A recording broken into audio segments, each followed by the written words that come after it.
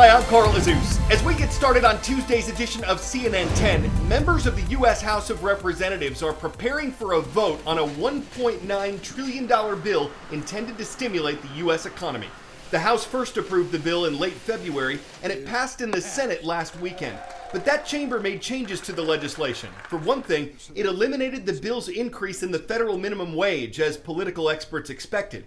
So now the House must vote on the legislation again before it can be sent to President Joe Biden's desk for his signature. This week's House vote is expected to go along party lines like it did in the Senate. Democrats are likely to vote for the bill, Republicans are likely to vote against it. Because Democrats control the House with the majority of seats there, the chamber's expected to pass the legislation. This would be the third major spending bill that the U.S. government has enacted to counteract the economic problems triggered by the coronavirus pandemic. 10-second trivia. The name of the Taliban, Afghanistan's former rulers, comes from what word? Students, base, supreme, or task? In Afghanistan's official language of Pashto, Taliban means students. The Taliban gained power in Afghanistan in the 1990s. They're a Muslim fundamentalist group that worked to establish a strict interpretation of Islam in Afghanistan. They didn't allow TV, movies, or music, and they limited the education that girls could get or banned it altogether.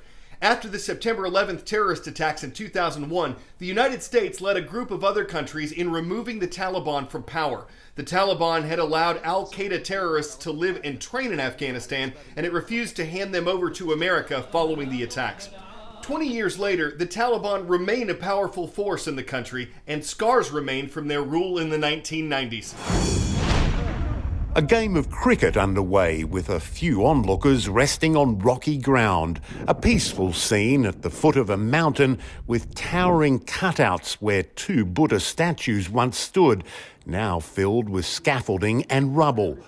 This man says he was here 20 years ago when Taliban forces who had taken control of the province over the course of a few weeks obliterated the statues as part of its campaign to destroy pre-Islamic artifacts they considered to be an assault on Islam. We were going to the bazaar when the Taliban picked us up on the way and then took us to the Buddhas.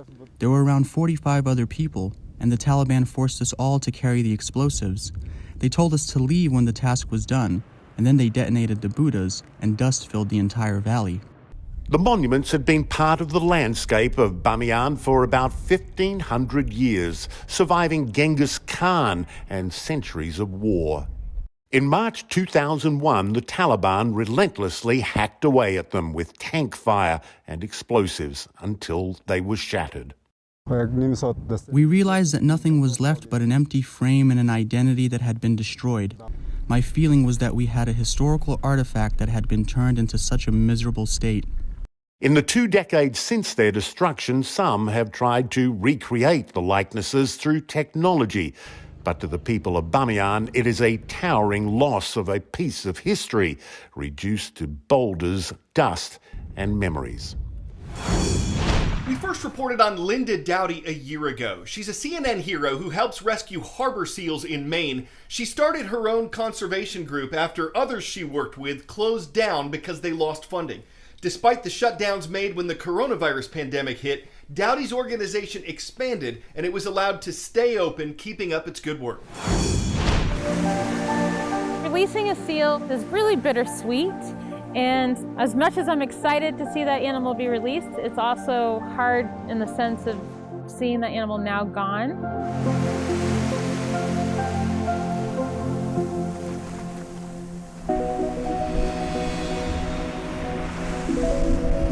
Growing up on the coast of Maine, I was exposed to marine mammals and wildlife in general. Since our local area is really surrounded by water, we do a lot of things on the ocean. You'd see seals doing their thing, and I just remember being so amazed.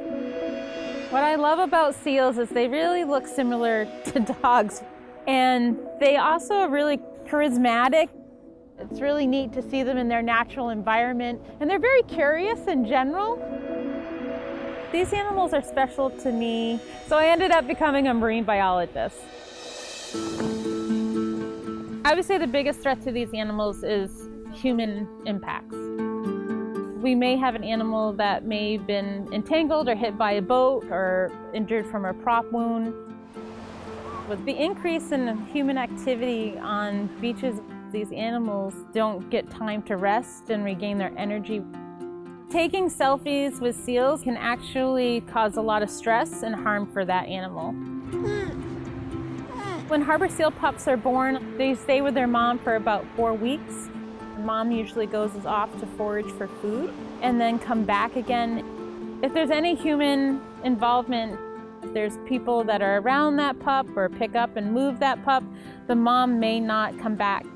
And once that abandonment occurs, that seal pup is not going to survive. Over the years, nonprofits and state agencies for marine mammal response and rescue either closed down or lost funding. And that's where I decided we're going to help. Good morning, Miss 264. Our organization runs a 24-hour reporting hotline for marine mammal strandings. 184 is currently the one that's upside down. We cover approximately 2,500 miles along the coast of Maine. Most of the animals that we respond to is about 90% seals. We only intervene if needed. When an animal comes into our center, we usually take blood, start an IV, and get a whole kind of diagnostics of what the animal's dealing with, and then come up with a medical plan. So he's on fluid therapy for today to try to break up some of this pneumonia that he has. I have attended every release because once you bring an animal into your center, I feel 100% responsibility for that animal. Oh, you're so adorable. You want to see that animal be released because it's start to finish of that animal's story. I just want to welcome you to our seal release today. We have 2 harbor seals that we will be releasing. Both these animals came in really underweight and emaciated. They're feeling fat and happy today, which is what we like. 5, 4, 3, 2, 1.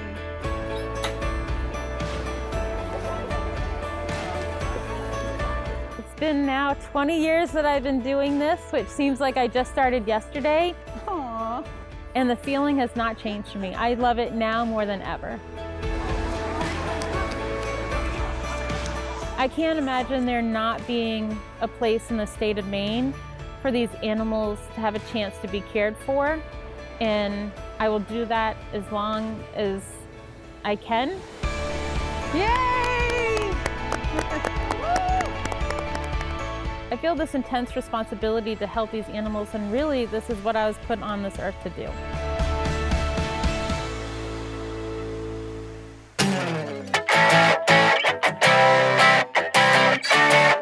So back in the day, like the 1600s, letters were sometimes locked. They were intricately folded and sealed to become their own envelopes. Hundreds of these locked letters that couldn't be delivered between 1689 and 1706 were stored in a postmaster's trunk in the Netherlands. They were given to a museum in 1926, and conservators didn't want to open and potentially damage them. But X-ray scanners and computer algorithms were recently used to extract a letter's words without actually unfolding the document. It revealed a request from one cousin to another for the death certificate of a relative. Researchers don't know why it wasn't delivered, but it's a new glimpse into the daily lives of people who lived ages ago. Makes you wonder what the others contain. Maybe an unpatented patent that's now a patent mystery. Maybe an ungranted grant that would have granted rights to the letter. How many documents remained locuments? How many settlements remained unsettled? Did a pact get packed before it could ever make an impact? Did star-crossed lovers never get to envelope? These mysteries can now unfold. Benton High School in Benton, Louisiana. Hello, and thank you for your comment on our YouTube channel. I'm Carl Azuz for CNN.